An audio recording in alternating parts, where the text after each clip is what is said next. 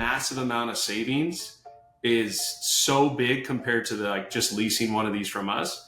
That's kind of our focus. As long as it's moral and as long as it's got an ecological focus and it's the right thing to do, then it's all about dollars. Operating an electric vehicle in your fleet is insanely cheap as long as you can get the vehicles at a reasonable price and as long as you can fuel them.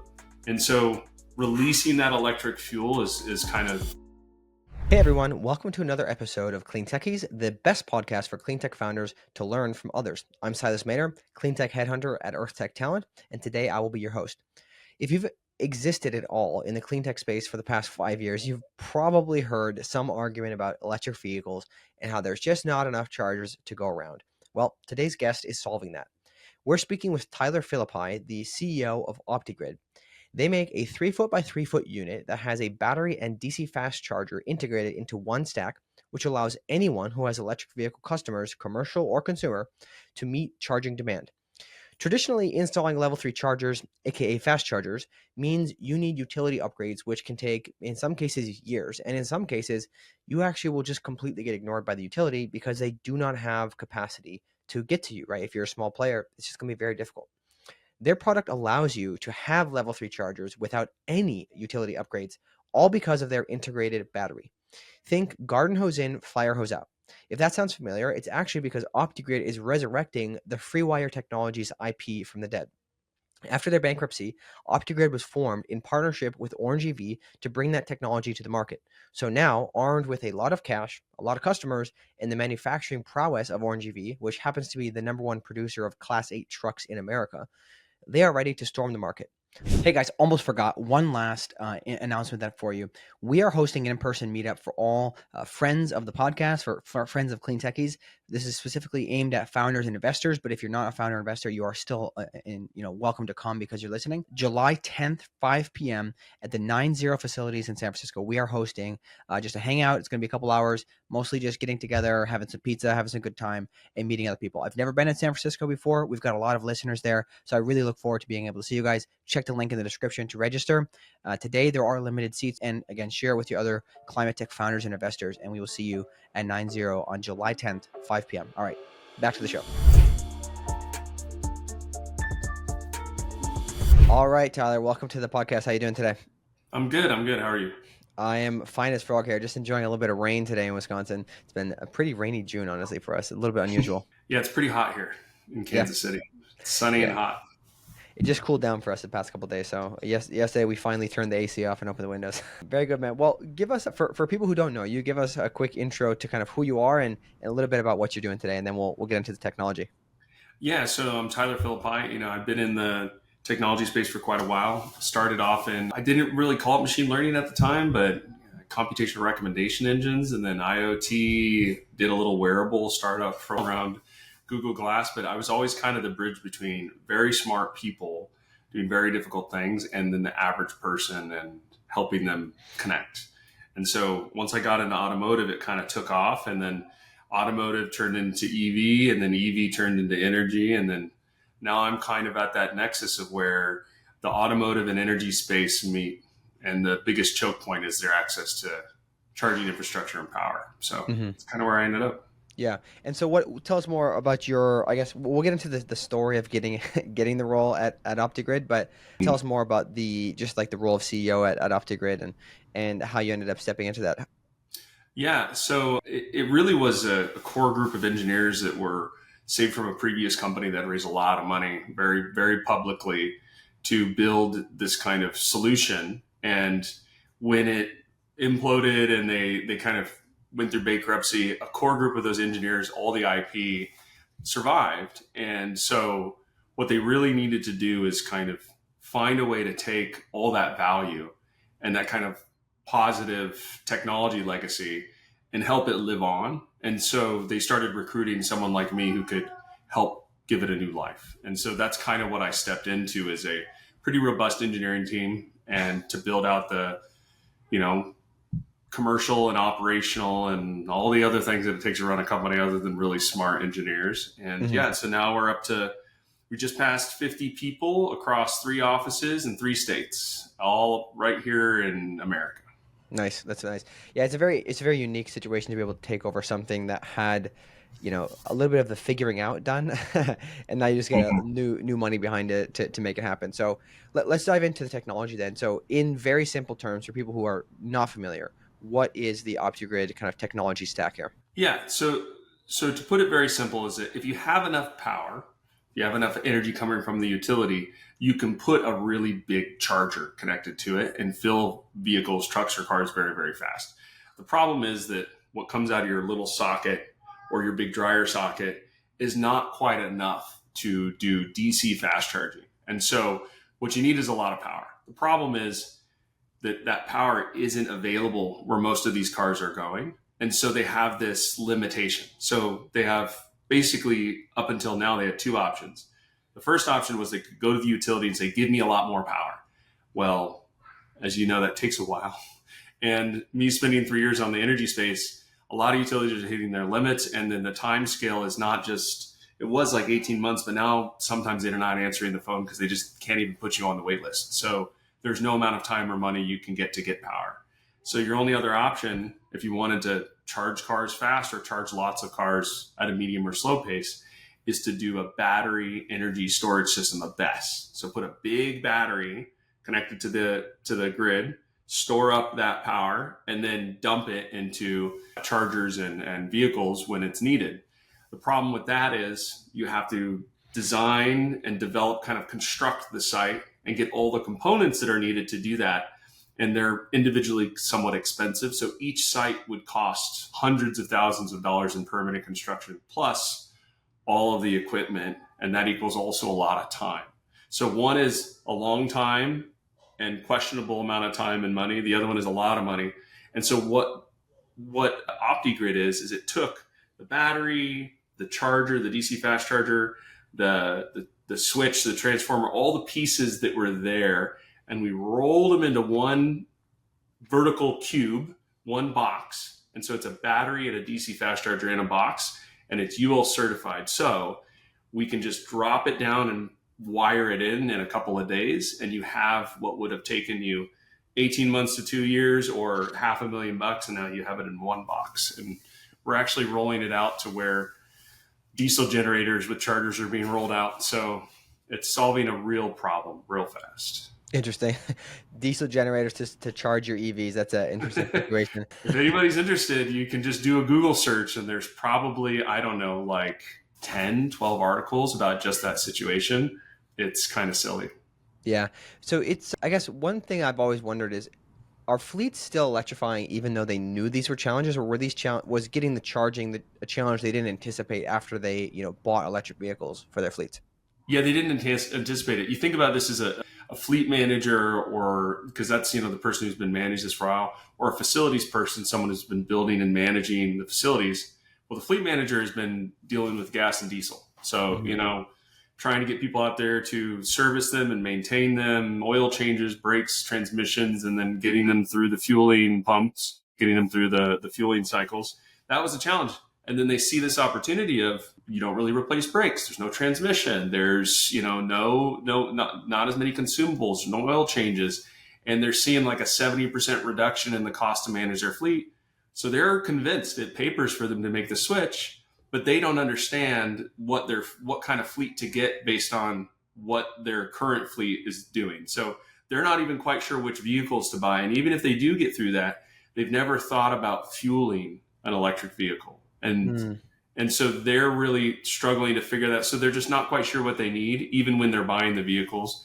And then the facilities person who's managing like a facility that's paid about the same for power for the last, 30 years is now seeing their power costs increase. It's still 90% cheaper than the gas or diesel you're putting into it, but it is a significant change. And none of them have ever thought of how to go and get fueling infrastructure connected to their building. They were two totally separate things, or how to fight for power against their neighbor, which is kind of what's happening now.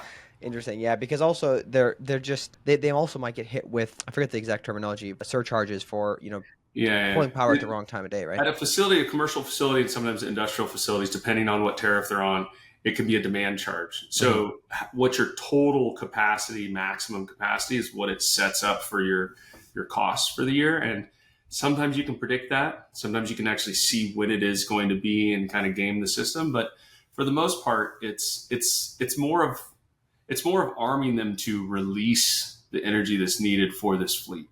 And that's the issue, is that regardless of how much the energy costs and how it gets there and all that, is that for them to wait in line to fuel a fleet that they already decided was going to be electric because of cost savings, for them to get blocked by this is just kind of silly. Mm-hmm. And if you look at what all the utilities and even independent service operators and all these folks, as they're trying to move power generation to a roof, rooftop solar, or to grid storage in a battery. I mean, you can see that all throughout California, CAISO, they're shifting stuff to battery storage. Well, we're just enabling an individual site to not really worry about the energy and power where it comes from. You just give us a call. We'll take care of it. We can either just finance the unit and you can just pay for charging as a service, or we'll lease you the unit and you can mark it down on your on your facility costs, or we'll sell you the unit and we'll go define, install, and get it rolling in days or weeks rather than years. And we just are looking to be a partner to help solve this for you, and not overly burden you with all the kind of tough decisions. Yeah. What's the space constraint too? Because a lot of times I've understood that charging takes up so much space. If I remember from past podcasts, like, how does that work with you guys? Because I always see the pictures of it. It looks very compact. Yeah, and compact is always a relative term. It is 3 feet by 3 feet, but relative to a home charger that's a little box on the wall, I mean, it might seem big, but when you're talking about a transformer that can be 6 feet wide, or a switchgear that can be like 4 or 5 feet wide, what we're end up replacing is, if you go to like EVgo, Electrify America, any of those fast charging spaces, all those big boxes, metal boxes making the humming noise, we've turned into just one tower. So it goes from about like a 10 by 30 foot square to a 3 by 3 square. Mm-hmm. So again, it's modular. So each one that we drop down has its own battery and takes AC in and comes out with DC fast charging through 2 ports. Okay, got it. We can do 4 ports. We can do 4 ports. I don't want to miss that. I think the engineers would get mad at me if I forgot that. But yeah, and the idea is that instead of developing a site for going from 1% of your fleet electric to 50% of your fleet electric, we can just roll out one and then add one next week. If you need more, we can add one the week after that, or we can do it in whatever stage you want. The idea is that it's modular, that it can grow as your needs grow, rather than these big capital expenditures that kind of bloat people's books. And so what's tell me more about the deployment, because you mentioned it just takes a couple of days. I'm envisioning just like a standard electrician could come hook this thing up. Like what does that look like? Yeah, it's standard electrician, because whatever power's there, it just comes straight from the panel and wired directly in. There's nothing to be added. You don't need any permitting to do that in almost every situation we've run into.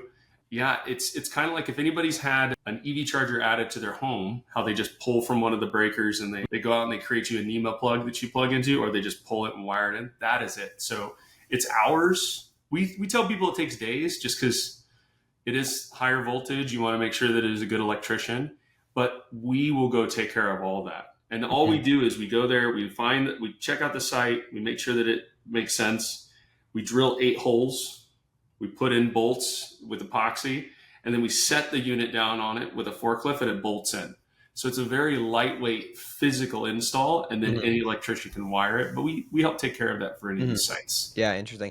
Yeah, because I remember, I was talking about this with some folks, and they were wondering, oh, I wonder what the construction management team needs to look like. And I was like, I don't think there's a construction management team. I think it's probably they walk around with a template that they set on the ground, and they drill the holes where the holes are in it. And they put epoxy in, and then they shove the bolts in. It's pretty. We also have a version of it that we're getting ready to demo that's like on a skid. Like so the unit is like 3,000 pounds. So it's a big heavy battery with all the charging stuff on top of it. And then when you put it on like 1,000-pound skid, a flat piece of metal that's a couple feet wider on each side, and then the ballards, the thing that stick out that people run into it. Then you can kind of install it without having to install it. You just set it down and wire it in. So, I mean, we're trying to be as modular and lightweight and flexible. Flexible is one of the key things, fast deployment, flexible, and affordable. because of all our financing options. And who are the kind of core customers you guys are going after? I can imagine you can place these anywhere, but like Yeah, what's the initial focus?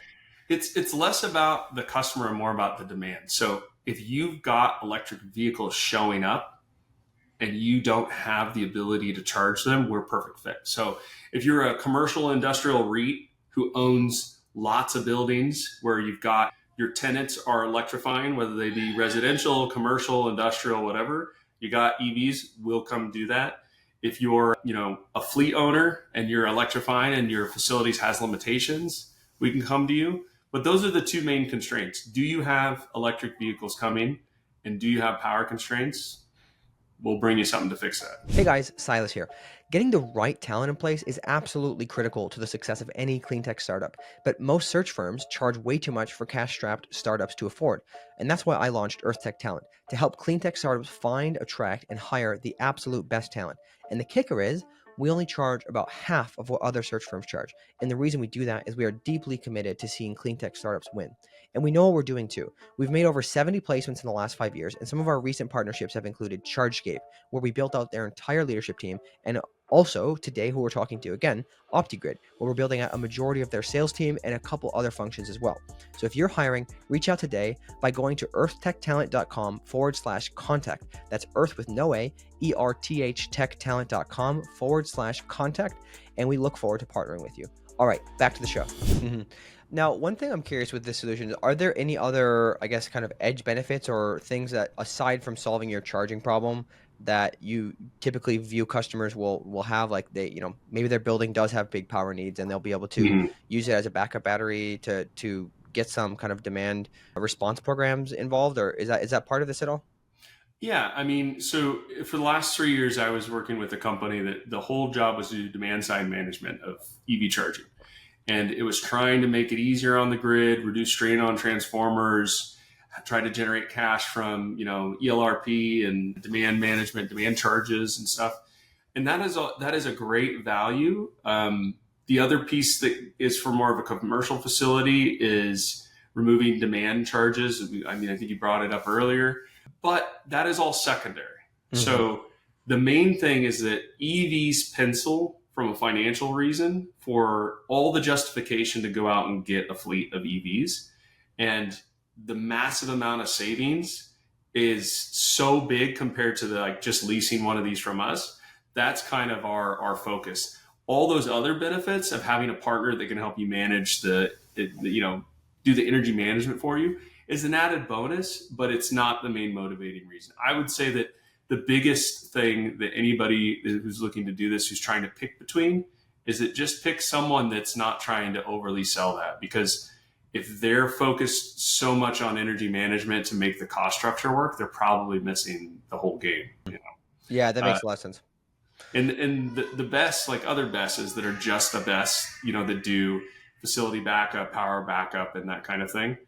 Yeah, they're good in an emergency and they're good under those situations, but on a day-to-day, it's not super critical. Do you hear my baby in the background? Yes, I do. That's all right, sorry. though. It's not the end. It'll be I'm all at right. my home office, and yeah, it's towards the end of the day, so That's all right. My daughter's made a few appearances too. Don't worry about it.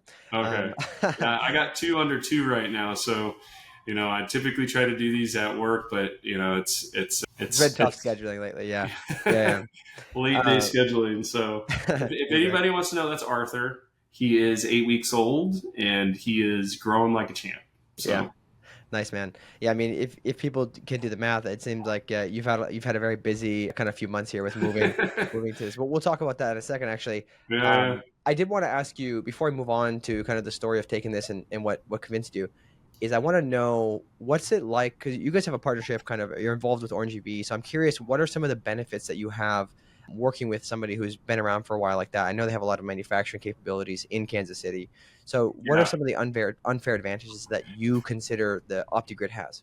Yeah, I mean, the 2 biggest challenges to the previous model that FreeWire was running with, that these battery integrated charging solutions had, were manufacturability. Can you manufacture this affordably at scale?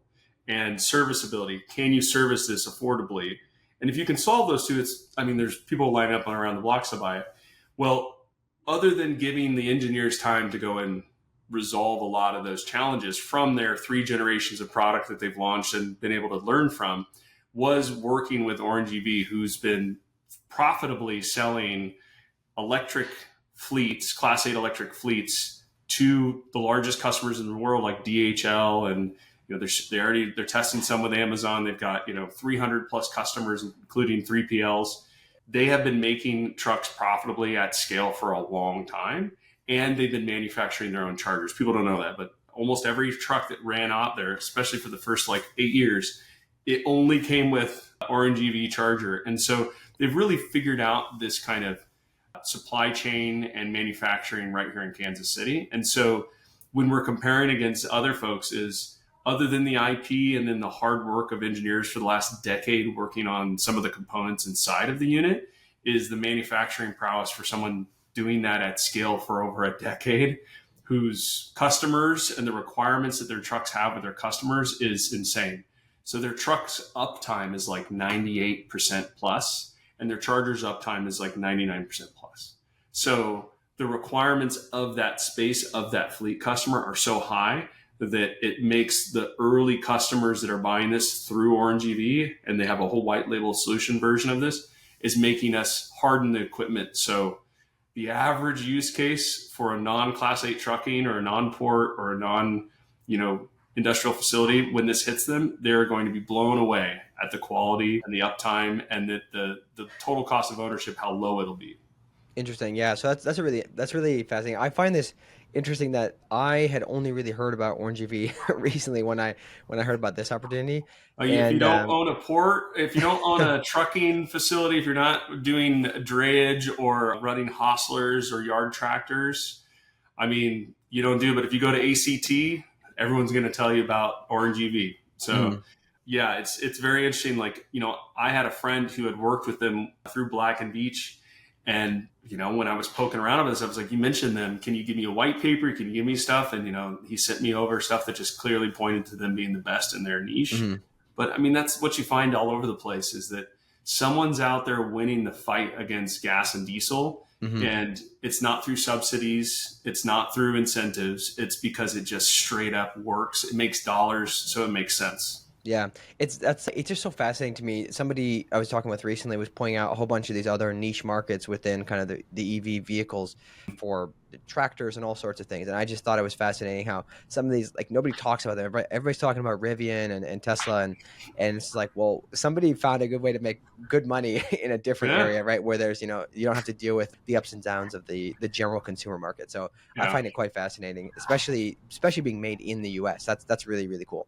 Yeah. Well, one thing I'll throw at you too is that some people don't think about is the affordable gas vehicles really took off when they could hit multifamily housing, right? There's a lot of those middle to low income folks who quickly adopted ICE vehicles when they became affordable.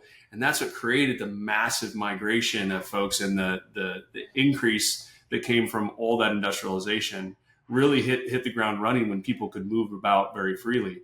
So we're about to see the same things. We're seeing $6,000 and $8,000 EVs that are 4-year-old Nissan Leafs. So these aren't Chinese EVs. These are just used American cars. And that the only thing blocking the average middle and low income American in multifamily housing is charging. There's just no charging there. There's a bunch of people going after it in different ways and stuff. But the moment we get overnight and fast charging into multifamily housing, we're going to see the same sea change of affordability. Because for a low income person, cutting 70% off their gas bill, their daily travel bill to and from work, that money's going to go right back into the economy. Mm-hmm. No, that's a really good point. And this is why we won't talk too much about politics today, but I just I never quite understand why it seems that a lot of people are very against EVs when they're just clearly good for the economy. But I don't ever pay too much attention to it, because if you ever talk to anybody about business, you will not be able to tell what their political ilk is, because they don't care, to be honest. A lot of it's virtue signaling, a lot of it's posturing, and maybe it's happening at the board level because of what they think their constituents or their whatever is. But as long as it's moral, and as long as it's got an ecological focus and it's the right thing to do, then it's all about dollars. Mm-hmm. That's it. So most of these companies couldn't care less about the real ecological impact or the political impact or anything. They're doing it because it saves their company money that they can put to work growing. Hmm. And that's nothing but good for the economy. I mean, it's evident by the fact that these Class 8 trucks are the core area where Orange EV is crushing it, because a lot of Yeah. these companies, I can imagine, have probably very few sustainability people in their board. Maybe there's some of them that have like sustainability focus, but Yeah. most of it is just, hey, how can we save money? And Yeah. that's the truth, right? And that's why we're seeing such a big adoption. So Yeah. I That's think it. it's fascinating. I mean, if you ever talk to people about like why are like light rail trains in the city electric versus gas or diesel, well, they'll tell you why, because that's a dumb technology, that's wasteful, that's pollutive, that it doesn't make sense. But when it comes to their personal car, this love of muscle cars, which I was a muscle car guy. I was in automotive way before EVs were taking off, and I still love driving, a dirt bike or a snowmobile and stuff.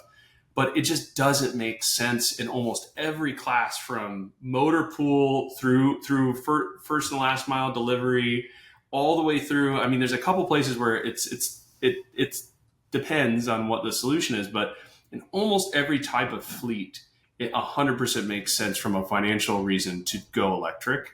And all the inertia that's there from doing things the way that they've been doing is the only thing that you have to get past. And so if we can help remove some of that inertia by making it really dumb easy to do charging as a service, you just pay us a monthly fee, we'll take care of it. If it saves you more than what you were going to spend on fueling, then it pays for itself.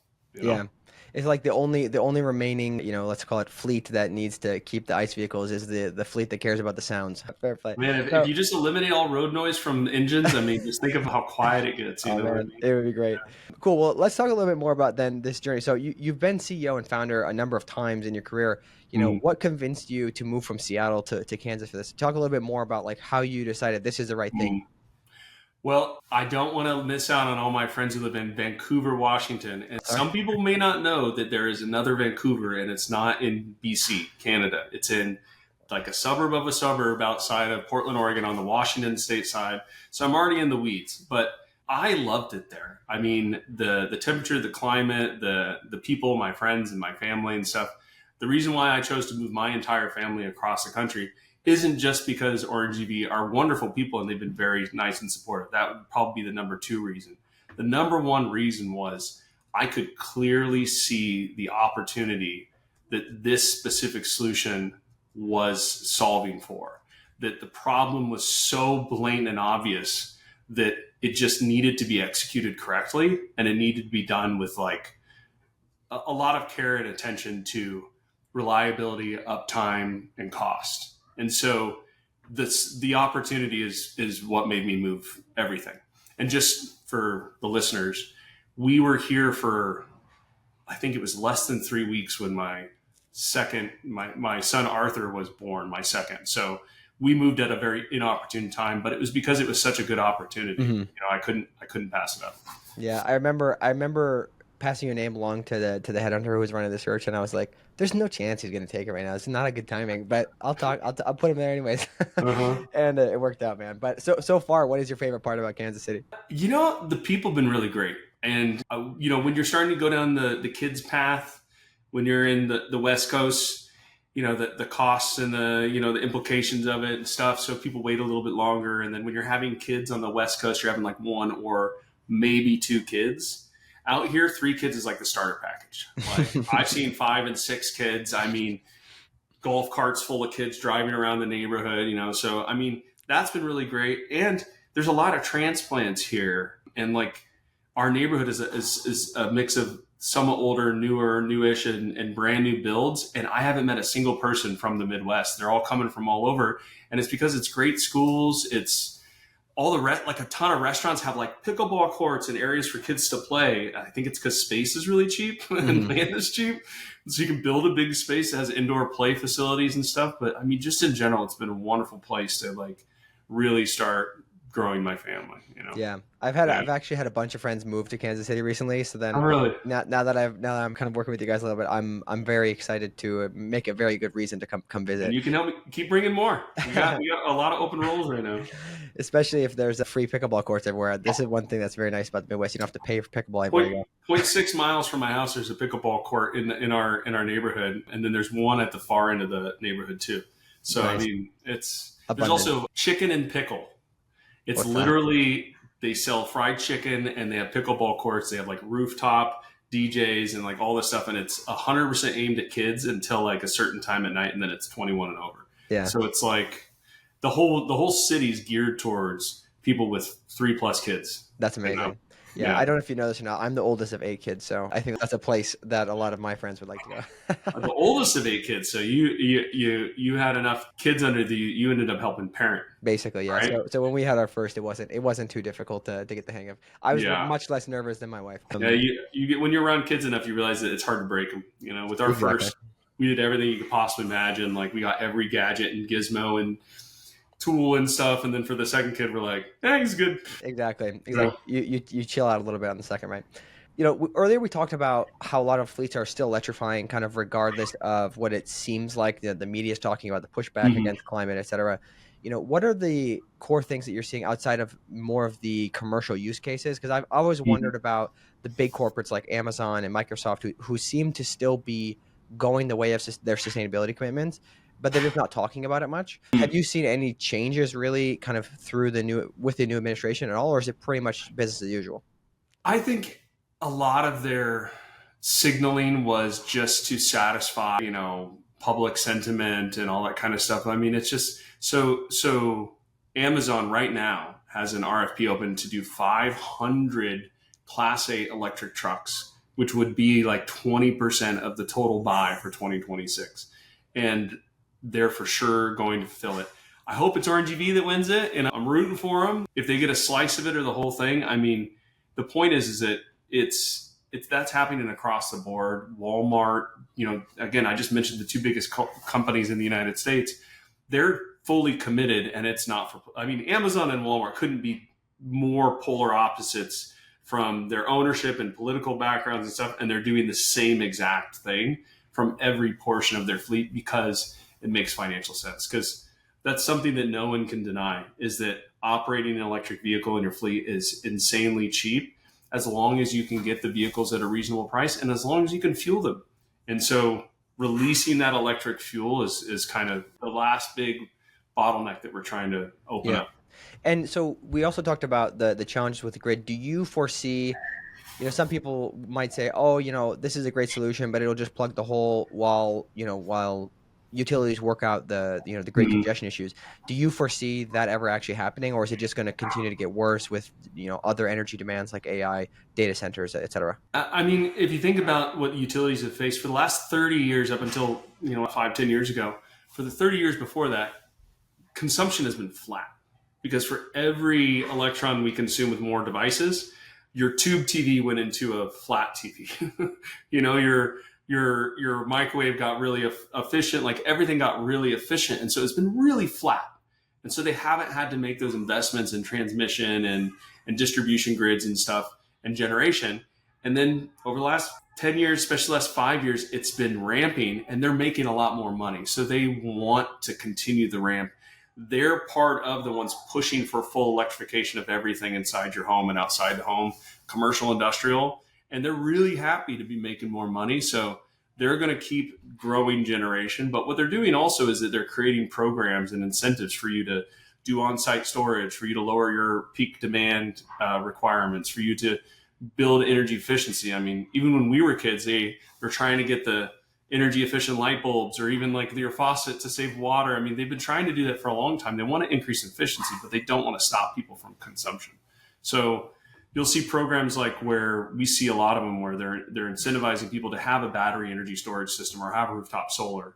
Because when it's local and it's on site, you don't have to upgrade the transmission or distribution system. So they'll keep encouraging that. And I also think the commercial and industrial facilities, you'll see them shift from energy is something that we buy to energy as a commodity that we manage. So Mhm. they'll more and more start storing and creating their own energy to the point where you're going to start seeing some of the largest corporations in the United States start joining the independent service operators groups and be sharing and transacting energy. And we're just a step in that direction. And again, this is version one of product one of the new company. So we see more on that path ahead of us. That's interesting. I'll have to noodle on that thing you just said. That's quite interesting. I'm gonna have to think about If you that. have a roof, if you have multiple acres of rooftop and you can put solar on it and you consume most of that, then you're getting your power cost way down. If you're then storing some of that in your vehicles Hmm. overnight, now you're just creating your own energy arbitrage. So your cost Yeah, to fuel your fleet went from pennies on the dollar compared to gas yeah, to zero. yeah. You know, Yeah, that's kind of what we talked about with ChargeScape not too long ago. One other thing I mean, I am curious about is the supply chain. So if you guys, if there's a huge push for electrification kind of everywhere, a lot of people have been having a hard time getting transformers. Is that something that you guys have to deal with in the supply chain of what you're building, I don't know if you can share too much about it, or is that a mm. pretty well secured item for you guys? So if you can sell it, you'll be able to deliver it. Yeah, I mean, the biggest constraint that everyone faced a while back was batteries, but there are so many players now. I mean, there are even Panasonic is building a big battery manufacturing plant here in Kansas City. So I think that because the demand is so high and because everyone can see this coming a mile away, because the residential EVs, the consumer EVs have woken people up, but that just makes it a lot easier for everyone who's doing this commercial side to operate. I mean, supply chains are getting more onshored and more vertical for every OEM. I mean, I think it's only going to increase. I think the tariffs and stuff caused some hiccups and issues, but I think in the end, I don't think it's going to be able to hold it back. There's too many businesses building too many versions of this to kind of stop Hey it. guys, welcome to the Talent Tidbits part of the show, sponsored by Earth Tech Talent. You're about to hear Tyler share his thesis around hiring and team building, as well as how he motivates people to do their best work. And as you know by now, the way I pay the bills is by running Earth Tech Talent, a headhunting consultancy that costs half the price of what other search firms charge. We specifically work with clean tech startups, and recently we've had a very heavy focus on EV charging and energy tech startups. We're currently helping OptiGrid build out a bunch of their core team, and currently, we're looking for a marketing manager, a product manager, and we'll soon be kicking off searches for sales managers and account managers as well. So, if you're interested in being part of this incredible company, please reach out today. And if you are a clean tech startup who'd like our support building your team, get in touch today by going to earthtechtalent.com/contact. That's Earth with no A, ERTH techtalent.com/contact. And we look forward to partnering with you. All right, back to the show. Yeah, okay, interesting. So you guys are going to be hiring a lot, obviously, and I'll be helping out with that a little bit. But tell people about your thesis on team building. I actually don't think I've asked you this. Maybe I should have already, but tell it publicly. Yeah, I mean, the most important thing to me is a desire and a drive to contribute around the goal that the role that we're hiring you for and the goal that we're chasing together. So I have a strong feeling that pretty much anybody who's motivated can learn how to do most things, and that you're never going to find a way to motivate someone extrinsically. So it has to come from inside, and that's the one thing you can't like teach. So that's the main thing I hire for. If you're aligned with our mission and vision to unlock fleet electrification to fuel the future fleet electrification, if the role that we're hiring for is actually something you want to do and you're passionate around it, and if you're a good person and you have a strong moral compass and you like to have fun, enjoy yourself a bit, then we're gonna get along just great. And if in the course of your career you want to change, that's the other thing, is that I'm very much supporting of people changing their stars. You start off in a technical role and you want to get into sales and biz dev, have at it. If you're in a marketing role and you want to get into product, we'd love for you to kind of shadow and learn and stuff. If you want to move up or you want to stay where you are, we're happy to support you, because I think that how people want to evolve in their career is one of the fringe benefits that we can give you in this kind of organization where we're growing and evolving quick in a new space, and we need people to be flexible and interested in growing rather than rigid and just cashing a check. Hmm. Yeah, I think this is a move that I really hope people take more of genuinely treating each person as their individual kind of they can manage their career how they want to, because everybody expects certain things out of talent, but it should be up to the individual, because nowadays the standard norms of what it meant to be, a company person for 20, 30 years, that's already Yeah. changed, and there's a lot of hangover that has come with that needs to go away, and allow people to say, hey, listen, I'm okay with this level, and that's what I want to do. I want to have my family and live a good life. I don't want to always pursue to the next level per se, right? And I appreciate the way you approach that. you Well, know let me ask you a question, Silas. How did you learn how to do what you do? Did you teach yourself for the most part? with recruitment, I got somebody took a bet on me, right? They thought I was just a country bumpkin, and they said, hey, this guy probably can sell. Let's give a shot to him in New York, and they moved me out to New York to start working in recruitment. Yeah. Well, there you go. So you went from not being able to do it to doing it very well, and now you're asking one of your partners and customers to come on your podcast, and you're doing a great job. So I mean, if there's no other indication that we're right, is that and you start throwing a bunch of agents and learning tools like YouTube and lots of tutorials and people being self motivated. I mean, I think the ability for people to learn something go from zero to a competent is so fast now, and it Hmm. can be self-driven on nights and weekends. Ever to go from competent to successful and profitable in a bunch of different things, the world's your oyster. So Hmm. if you believe that too, come join us, and then you tell me what you want to do. Hmm.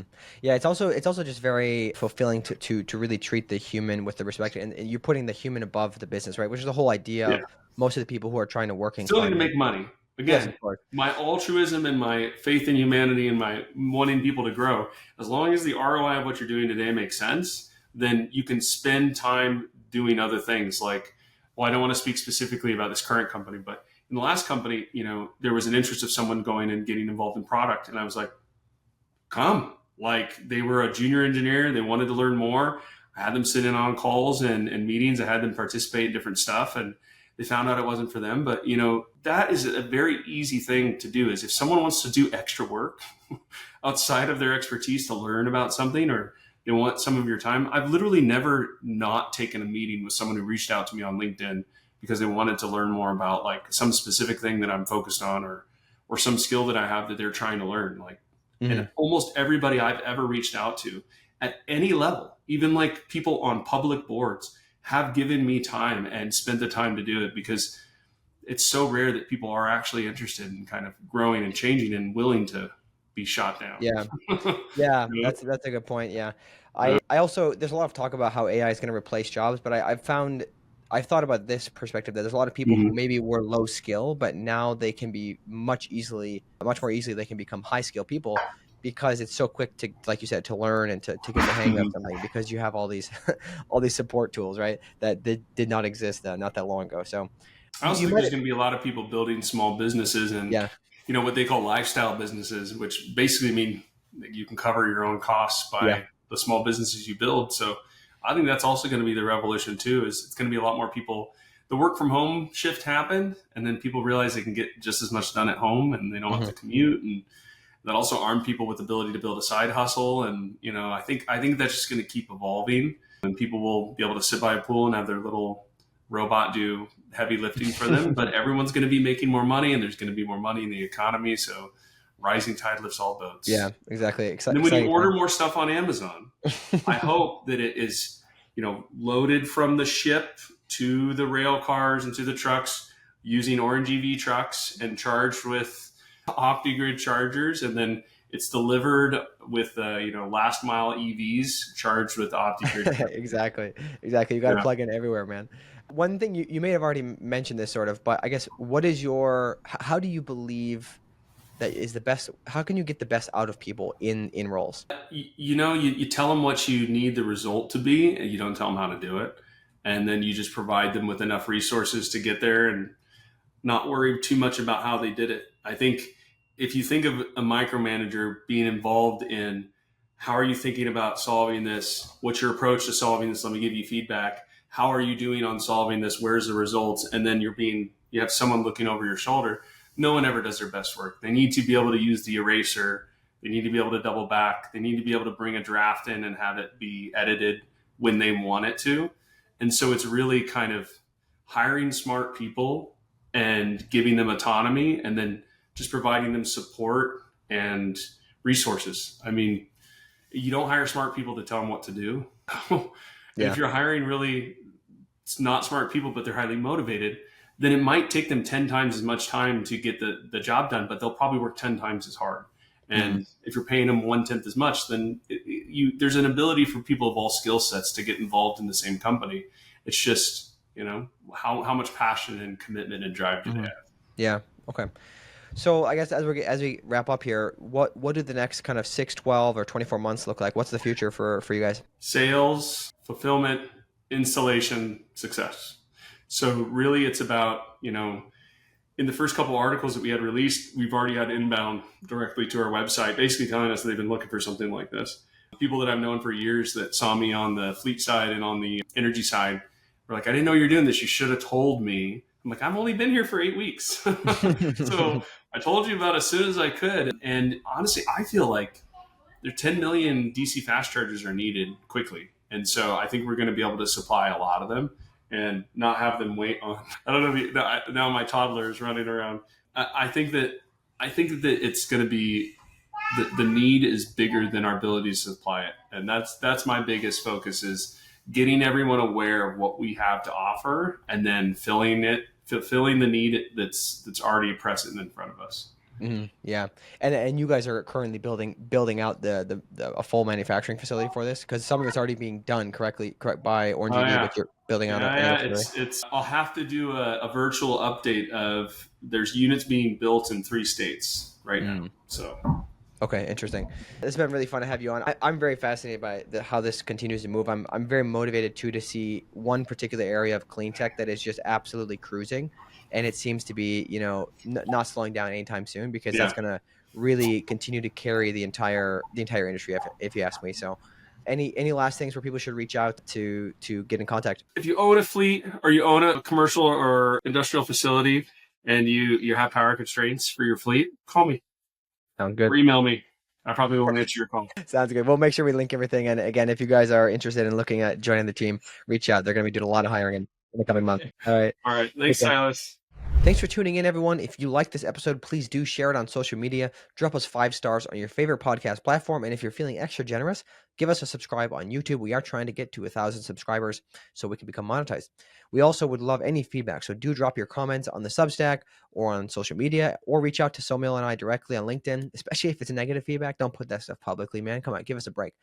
We always love feedback, though, for real. Any guests you want to hear in the future, topics you want to hear more about, just drop them to us and we'll love to hear. And also, if you do leave a review and you leave your favorite episode, we will let you know. We read every single one of those. So thank you so much again for tuning in all this time, for being loyal listeners of the podcast. Thank you, and we'll see you next time on CleanTechies.